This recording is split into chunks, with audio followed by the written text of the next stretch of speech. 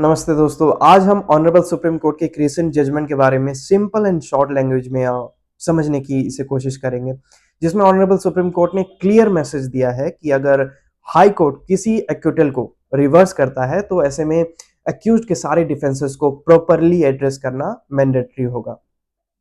Case का नाम for your research work was Rajendra Anant Varik versus Govind B Prabhun Gaonkar, which is criminal number 2479 of 2025। इस case में जो एक्यूज्ड था सपोज राज, उनके अगेंस्ट सेक्शन 138 एनआई एक्ट यानी चेक बाउंस का या चेक डिसऑनर का केस हो गया। ट्रायल कोर्ट ने एक्यूज्ड को कन्विक्ट कर दिया और ये ऑर्डर दिया कि एक्यूज्ड जो है वो कंप्लेनेंट को 2 लाख चेक अमाउंट और 30,000 एज ए कंपनसेशन यानी कि फाइन देगा। ट्रायल कोर्ट की इस डिसीजन को अक्यूज ने एपलेट कोर्ट में चैलेंज किया, जो कि सेशन कोर्ट था। वहां पर अक्यूज ने एक काफी स्ट्रॉन्ग डिफेंस जो है वो पिक किया। अक्यूज का इस केस में कहना था कि जो कंप्लेनेंट है वो मनी लेंडिंग बिजनेस करता है, लेकिन उसके पास as per Goa money lenders act 2001 कोई भी वैलिड लाइसेंस है ही नहीं कि वो इसको रेगुलराइज करे। और इस हिसाब से एज पर द लॉ एक अनलाइसेंस मनी लेंडर अपना पैसा क्रिमिनल केस के थ्रू तो रिकवर नहीं करवा सकता, यानी कि वो सेक्शन 138 एनआई एक्ट का केस फाइल ही नहीं कर सकता। इस पॉइंट को सॉलिड ग्राउंड मानते हुए सेशन कोर्ट ने यानी कि फर्स्ट एपलेट कोर्ट ने एक्यूज्ड को जो है वो अक्विट कर दिया। फिर फर्स्ट एपलेट कोर्ट से ये सेटिस्फाई ना हो कि कंप्लेनेंट जो है वो जाते हैं हाई कोर्ट, और फिर हाई कोर्ट केस को एनालाइज करके सेशन कोर्ट के अक्यूटल वाले डिसीजन को रिवर्स कर देती हैं। लेकिन इसमें दिक्कत इस बात की हुई कि ऑनरेबल हाई कोर्ट ने अक्यूज के लीगल डिफेंस को डिटेल में एनालाइज किया ही नहीं, स्पेशली वो मनी लेंडर्स एक्ट वाला जो डिफेंस था उसे भी काफी हद तक इग्नोर कर दिया। इन्हीं चीजों से डिसअपॉइंट होकर अक्यूज जो हैं वो सुप्रीम कोर्ट जाते हैं और तब जाके हमें इस मैटर पे सुप्रीम कोर्ट का डिसीजन देखने को मिलता है।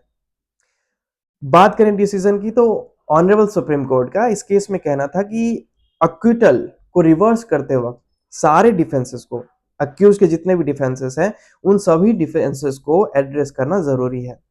सुप्रीम कोर्ट ने फैक्ट्स को एनालाइज करते हुए ये ऑब्जर्व किया कि अक्यूज ने पूरा पैसा यानी कि 2,30,000 ऑलरेडी डिपॉजिट कर दिया है, और ऐसे में जस्टिस तभी पॉसिबल है अगर दोनों पार्टी के बीच में अब सेटलमेंट हो जाए, इसको अननेसेसरली स्ट्रेच करते हुए। इसलिए सुप्रीम कोर्ट ने आर्टिकल 142 का यूज करते हुए चेक डिसऑनर के केस ऑफेंस को कंपाउंडेबल कर दिया।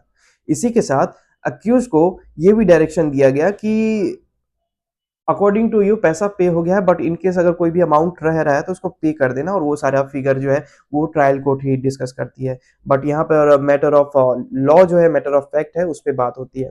तो सुप्रीम कोर्ट ने कहा कि अगर कोई अमाउंट रह रहा है तो वो आप पे कर देना। इसी के साथ साथ सुप्रीम कोर्ट ने इसके बाद ये भी कहा कि जो अमाउंट अगर पे हो गया है तो उसके बाद जो एक्यूज है उसको अक्यूटल भी मिल जाएगा।